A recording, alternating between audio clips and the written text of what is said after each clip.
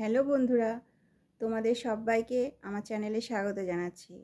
ভিডিওতে যাওয়ার আগে তোমাদের কাছে ছোট্ট একটা অনুরোধ যে আমার ভিডিওগুলো একটু বেশি বেশি করে শেয়ার করে দিও, যাতে আরও মানুষের কাছে ভিডিওগুলো পৌঁছে যায়। ভিডিওটি ভালো লাগলে অবশ্যই ভিডিওতে একটা লাইক করে দিও। আর হ্যাঁ, চ্যানেলটা কিন্তু সাবস্ক্রাইব করতে ভুলো না। নতুন নতুন অনেক ভিডিও আসছে, আর সেই ভিডিওতে অনেক তথ্যও থাকবে। সেই তথ্যগুলো তোমাদের জানলে অনেক ভালো লাগবে, অনেক উপকার হবে। তো আজকের ভিডিওটা হচ্ছে যে বর্ধমানের কৃষ্ণকালী মায়ের মন্দিরে জবা ফুল খেতে বলা হয়। কোনো অসুবিধা থাকলে, কোনো সমস্যা থাকলে জবা ফুল খেতে বলা হয়। তো সেই জবা ফুল সঠিকভাবে খাচ্ছেন তো, সঠিক নিয়মে খাচ্ছেন তো, তো সেইটাই আজকে এই ভিডিওতে বলবো। তো ভিডিওটা কেউ স্কিপ করবেন না, সম্পূর্ণ ভিডিও দেখুন। আর একটা প্রশ্ন অনেকেই করছেন যে ফুল জল বাড়িতে বসেই কিভাবে পাওয়া যাবে, সেটার উত্তরও আমি এই ভিডিওতে বলবো। তো এই ভিডিওটা সম্পূর্ণ দেখুন। আর হ্যাঁ, অনেকেই কমেন্ট করছেন আমার কথা বলার ধরনটা একটু চেঞ্জ করতে। অবশ্যই আমি চেষ্টা করছি, তো আস্তে আস্তে নিশ্চয়ই হয়ে যাবে।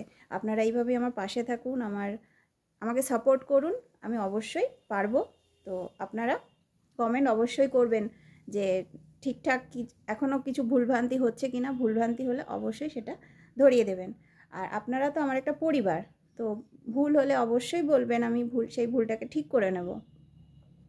বাড়িতে বসে কৃষ্ণকালী মায়ের জবা ফুল জল কিভাবে পাবেন, এটাই প্রশ্ন।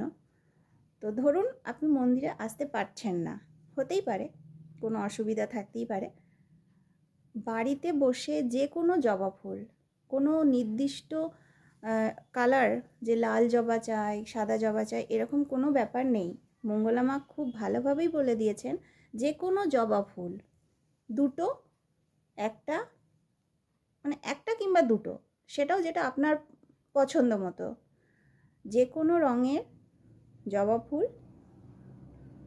আর বেলপাতা, দুটো জবা ফুল দুটো বেলপাতা, অথবা একটা জবা ফুল একটা বেলপাতা, সকালবেলায় এক গ্লাস জল দিয়ে আপনি সেই জবা ফুলটা চিবিয়ে খাবেন, সাথে এক গ্লাস জল।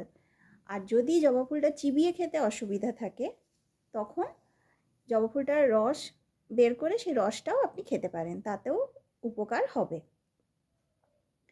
আর মন্দিরে অনেকে মন্দিরে এসে মায়ের পুষ্প নিয়ে যান।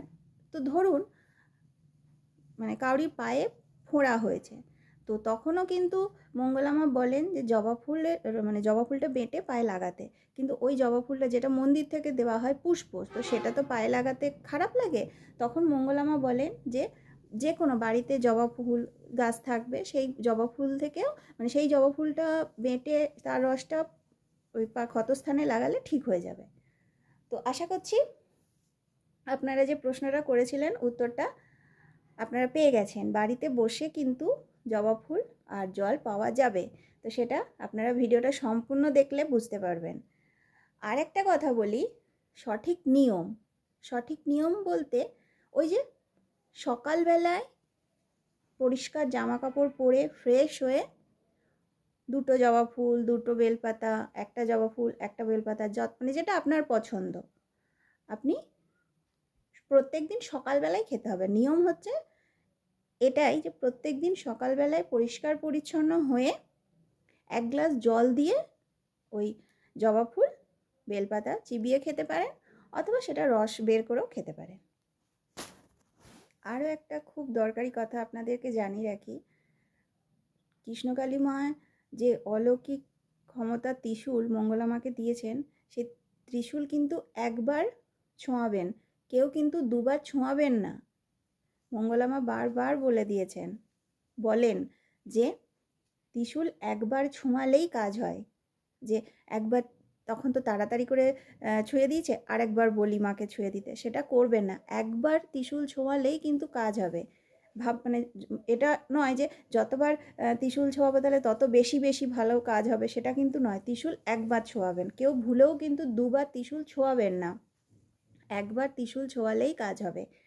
আর মঙ্গলা মা তো বলেন সব সময় যে কৃষ্ণকালী মায়ের নাম জপ করলে আর অন্য কোনো কিছু করতে হয় না, মায়ের নাম জপ করলে সব কিছু পাওয়া হয়ে যায়। মায়ের নাম জপে এত শক্তিশালী কৃষ্ণকালী এই নাম, যত বেশি উচ্চারণ করবেন তত বেশি আপনার ভালো। এই নামে অনেক শক্তি, এই নামে অনেক মাহাত্ম্য আছে।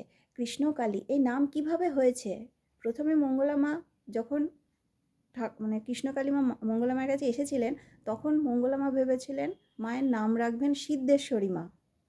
কিন্তু মঙ্গলা মাকে স্বপ্নাদেশ দেন যে না, মঙ্গলা মা নাম যেন দেন কৃষ্ণকালী। তাই মা নিজের নাম নিজেই ঠিক করেছেন। মায়ের নাম কৃষ্ণকালী, এই নামটা কিন্তু মা নিজেই ঠিক করে মঙ্গলা মাকে বলেছেন। তাই মঙ্গলা মা বলেন যে এই নামে প্রচুর শক্তি। এই নামটা যত বেশি উচ্চারণ করবেন, যত নাম জপ করবেন, আপনার ভালো হবেই। হ্যাঁ, সময় লাগে, কখনো 6 মাস, কখনো 6 দিন। তো সবার ক্ষেত্রে তো একই নিয়ম নয়। কাউরির ক্ষেত্রে হয়তো 6 দিনেই ফল পেয়ে যায়, কেউ হয়তো 6 মাসে ফল পায়, কেউ হয়তো 1 বছর পরেও ফল পায়নি। কিন্তু আপনাকে মাকে ডাকতে হবে, ভক্তি ভরে ধৈর্য ধরে মাকে ডাকতে হবে, আপনি অবশ্যই ফল পাবেন। কৃষ্ণকালী মা জাগ্রত, কৃষ্ণকালী মা জীবন্ত। তো ভিডিওটা আশা করছি আপনাদের ভালো লাগবে। ভিডিওটাকে স্কিপ করবেন না, সম্পূর্ণ ভিডিওটা দেখবেন। ভিডিওতে জবা ফুল খাওয়ার নিয়ম বলা আছে, তাই ভিডিওটা সম্পূর্ণ দেখুন। আর চ্যানেলটা অবশ্যই সাবস্ক্রাইব করে রাখুন, নতুন নতুন অনেক ভিডিও আসছে। ঠিক আছে, এই ভিডিওটা আমি এখানেই শেষ করছি। সবাই ভালো থাকবেন, নমস্কার।